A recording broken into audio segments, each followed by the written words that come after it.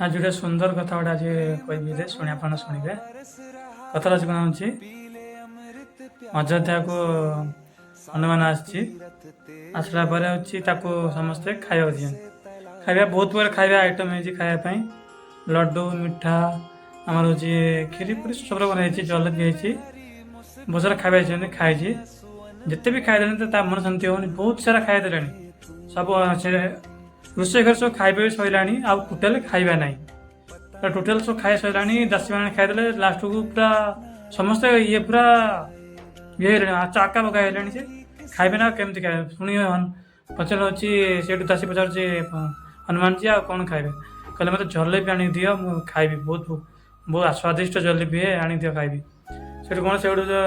माता सीता जापारे से हूँ श्रीराम पाक गले कहले प्रभु रोषे जो खाया सैला खाया गोटे भी ना आमती हनुमान खाया भी संतुष्ट होनी खाई चलती तथा पेट भरुनी से श्रीराम हसी गले अवश्य संतुष्ट हम खाଇବା से कहना प्रभु जाकि गोटे तुलसी पत्र आने तुलसी पत्र आणिकी माता सीता को देले माता सीता कहले तुलसी पत्र खाली मन शांति हो कहल हाँ शांति हो कौन कले जमती तुलसी पत्र देले हूँ प्रभु से माता कौन लिखिले ना पत्र दिए तुलसी देले राम बोले राम लिखिदेकि गोटे लड्डू भर पूरे देले पूरे नहीं से माता सीता निजे नहीं लड्डू खाइबा देले खाइला हनुमान पर शांति है गोटे लड्डू खाई शांति है